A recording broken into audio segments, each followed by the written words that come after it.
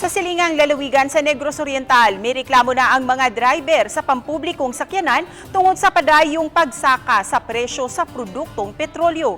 Niyang report. Usa sa mga mireklamo ang tricycle driver nga si Hilario Ihan nga namasahero sa dakbayan sa Dumaguete.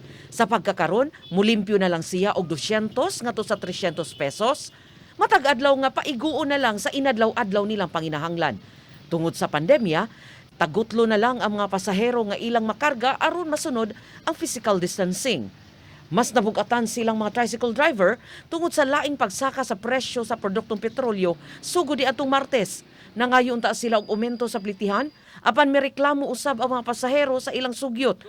Susama usab ang panahom sa mga PUJ driver ug sa mga opisyal sa Dumaguete Amlan Multicab Operators and Drivers Association kon DAMODA.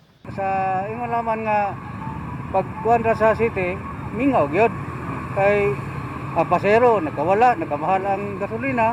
Lisod na kayo gumikan sa jutay na lagyod kayo mong pasahero nga manakay. Gumikan na atong ulay mga baksin nga dili pud pasakyon nila. Na balita nga dili na pasakyon ba. Lisod kayo. Di na gani sila makabayad sa among terminal fee. Tag 20, di na kay unahon Manila ang pamilya. Mao na nga panggasolina dayon makabihira sila pero di na sila makabayad para kada tuig tagaan sila. Si Judith Salvoro, hapit matag-adlaw mangumpra kaniadto apan karon kaduha na lang sa usa ka semana aron makamenos. Tag 50 pesos ang iyang gigahin sa plitihan, alang lang sa tricycle matag-adlaw apan kung umintuhan pa ang plitihan, mas maapektuhan na usab sila. Pero bugat ra gud Japon ang magsigig pataas o gasolina, pliti. Sa Dumaguete City moabot na sa 64 pesos ug 20 centavos, ngadto sa 67 pesos, ngadto sa 90 centavos ang mataglitro sa gasolina.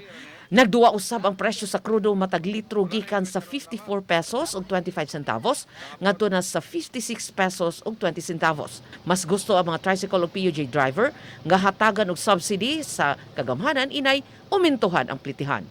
Bani Clans Gabutin, Chelo Valiana, Balitang Bisdak.